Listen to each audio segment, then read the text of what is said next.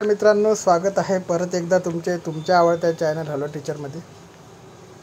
मित्रांनो, WRDची आणखी एक लिस्ट जाहीर झालेली आहे, परंतु भरपूर लोकांचे ऑब्जेक्शन आहे की फक्त WRD जी आहे ते लिस्टच लावत आहे, जॉईनिंग करून घेत नाही।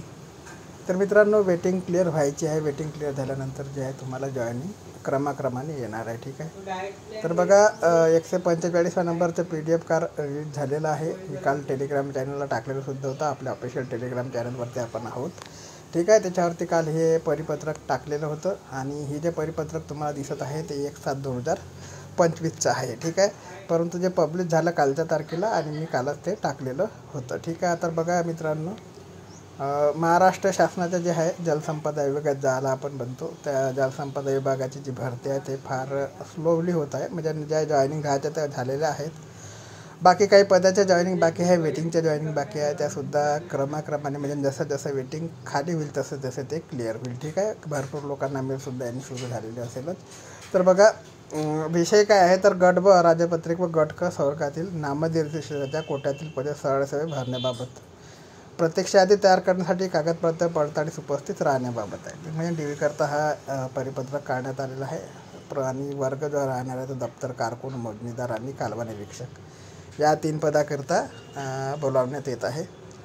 शासन निर्णय क्रमांक आहे 4 मे 2022। उमेदवारांच्या निवड यादी व प्रत्यक्ष यादीतील दिनांक 18/6/2024 ते 26/6/2024 कागदपत्र पडताळणी केलेल्या उमेदवारांमधून गुणवत्ता आरक्षणानुसार निवड यादी व शिफारस यादी दिनांक 31/7/2024 रोजी शासनाच्या संकेतस्थळावर प्रसिद्ध करण्यात आलेली होती, ठीक आहे। याच्यामध्ये दप्तर कारकून, मोजणीदार, कालवा निरीक्षक संवर्गातील आर्थिकदृष्ट्या दुर्बल घटक, महिला प्रवर्गातील उमेदवार प्रसिद्ध करण्यात आलेल्या प्रत्यक्ष यादीतून उपलब्ध होत नाहीत।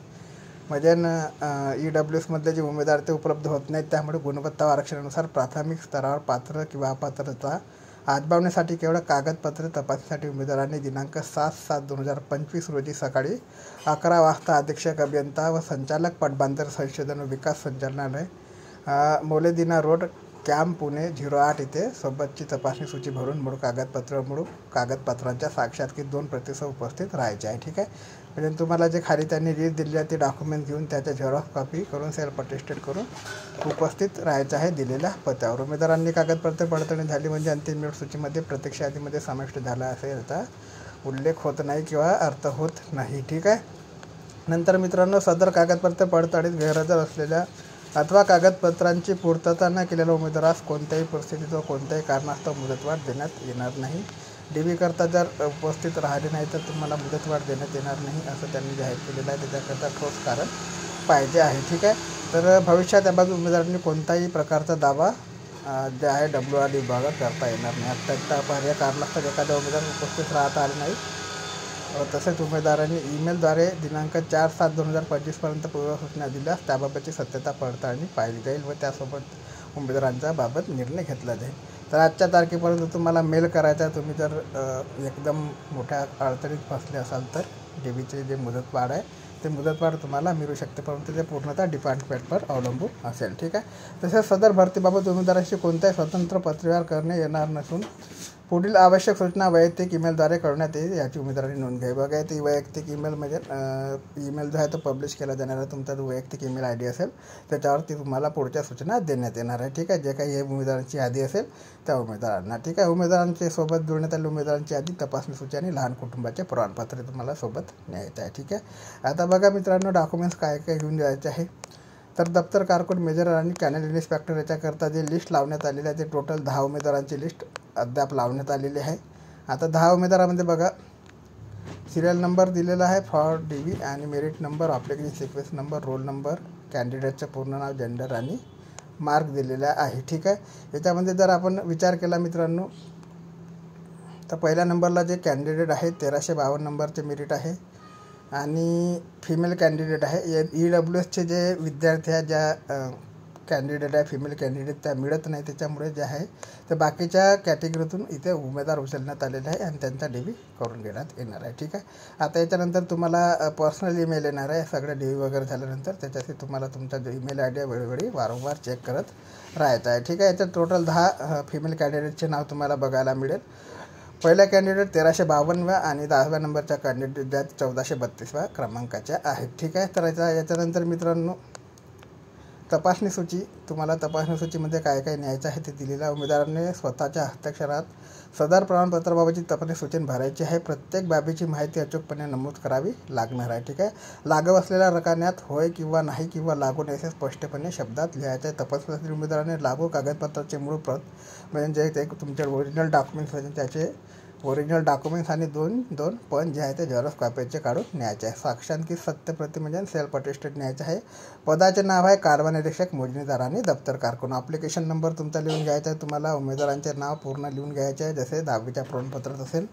भ्रमणध्वनी क्रमांक म्हणजे मोबाईल क्रमांक लिहायचा आहे, ईमेल ID लिहायचा आहे आणि दिनांक लिहायचा आहे. ठीक आहे. याच्यानंतर मित्रांनो, उमेदवाराने निरीक्षणार्थ सादर केलेल्या प्रमाणपत्राचा तपशील द्यायचा. मूळ प्रमाणपत्र आणि प्रमाणपत्राची साक्षांकित छायांकित प्रत सादर केली तर त्याच्याबद्दल तुम्हाला इथे स्पष्टीकरण द्यायचं आहे. ठीक आहे.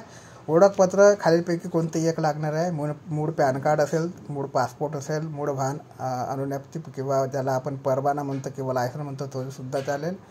मूळ फोटोसह राष्ट्रीयकृत बँक अद्ययावत पासबुक चालेल किंवा मूळ आधार कार्ड. याच्यापैकी कोणतेही एक तुम्हाला घेऊन जायचं आहे. तरी तुम्ही सोबत 2 नेऊ शकता. ठीक आहे. 2 जे ID प्रूफ आहे तुम्ही सोबत ठेवा. ठीक आहे. नंतरच्या रकान्यात तुम्हाला आहे तर होय लिहायचं आहे, आहे तर होय लिहायचं आहे, नसेल तर मग नाही लिहायचं आहे किंवा लागू नाही असं लिहायचं आहे. ठीक आहे.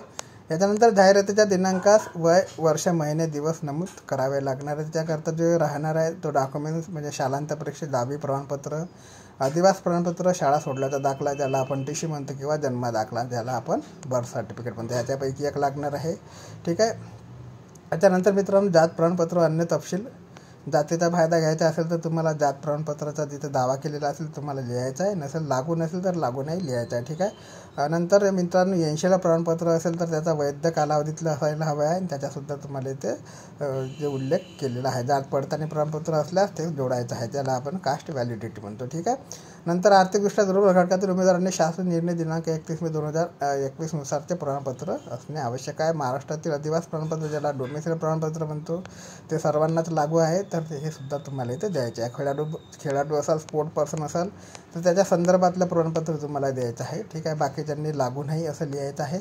नंतर दिव्यांग आरक्षण असेल, कारभार निरीक्षक असेल, मोजणीदार असेल किंवा दप्तर कारकून असेल, याच्याकरता ज्या जागा त्यांनी दिलेल्या आहे त्या कोणत्या हँडिकॅप कोट्यातल्या जागा आहे त्यासुद्धा येथे उल्लेख करण्यात आलेला आहे. ठीक आहे. हे तुम्ही रितशीर वाचू शकता. याच्यानंतर मित्रांनो, अनाथ आरक्षण आहे.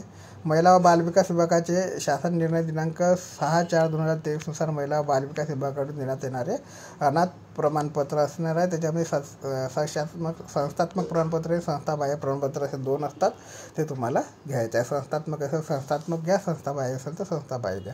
माजी सैनिकांना आरक्षण आहे. सैनिक सेवेतून मुक्त केल्याबाबतचे विहित नमुन्यातील प्रमाणपत्र लागणार आहे. सैनिकांना सैन्य सेवेत असताना अपंगत्व आलेलं असल्यास तसे विहित प्रमाणपत्र लागणार आहे. परंतु त्या ज्या जागा आहेत त्या फिमेल कॅन्डिडेटच्या आहे, त्याच्यामुळे जे प्रकल्पग्रस्ताच्या किंवा माजी सैनिक आरक्षण असेल, एक सर्व्हिसमॅन असेल त्याच्यात लागू होणार नाही. नंतर प्रकल्पग्रस्त आरक्षण आहे मित्रांनो. प्रकल्पग्रस्ताचा दावा केला असेल त्याचं सर्टिफिकेट लागणार आहे. भूकंपग्रस्त असेल तर त्याचं लागणार आहे. ठीक आहे. याच्या संदर्भात सगळी माहिती दिली आहे. मराठी भाषेचे ज्ञान असणे आवश्यक आहे. त्याकरता माध्यमिक शालांत परीक्षा प्रमाणपत्र, उच्च माध्यमिक शालांत परीक्षा प्रमाणपत्र, संबंधित महाविद्यालयाच्या किंवा पदव्युत्तर संस्थेचे प्राध्यापकांनी दिलेलं भाषेचे प्रमाणपत्र किंवा प्राचार्यांनी दिलेलं प्रमाणपत्र तुम्हाला लागणार आहे. ठीक आहे. शासकीय निमशासकीय कर्मचारी असतात कार्यालय प्रमुखाचा परवानगीची प्रत लागणार आहे. शैक्षणिक अर्हता प्रमाणपत्र, माध्यमिक शाळा प्रमाणपत्र ज्याला आपण 10वी म्हणतो, 12वी म्हणतो. त्याच्यानंतर पोस्ट ग्रॅज्युएशन असेल सर्व तुम्हाला डाटा इथे द्यायचा आहे. शासकीय वाणिज्य टंकलेखन परीक्षा प्रमाणपत्र 30 शब्द आणि 40 शब्दाची जी स्पीड असेल ते तुम्हाला द्यायचं आहे. आत्महत्याग्रस्त शेतकऱ्याचा पाल्य असाल तर त्याचासुद्धा तुम्हाला इथे उल्लेख करायचा आहे. विवाहित उमेदवारांनी लहान कुटुंबाचे प्रतिज्ञापत्र, महाराष्ट्र नागरी सेवा लहान कुटुंबाचे प्रतिज्ञा नियम 2005 अन्वये सादर करणे अनिवार्य राहणार आहे. ठीक आहे. प्रतिज्ञापत्राची जी कॉपी आहे ते खाली दिलेली आहे, त्यातून तुम्ही डाउनलोड करून ते भरू शकता. ज्या उमेदवारांनी एका संवर्गापेक्षा अधिक संवर्गासाठी वेगवेगळ्या परिमंडळात अर्ज केला आहे व एकापेक्षा अधिक पदांच्या कागदपत्र पडताळणीची यादीमध्ये उमेदवारांचा समावेश त्याचा तपशीलसुद्धा तुम्हाला इथे द्यायचा आहे. ठीक आहे.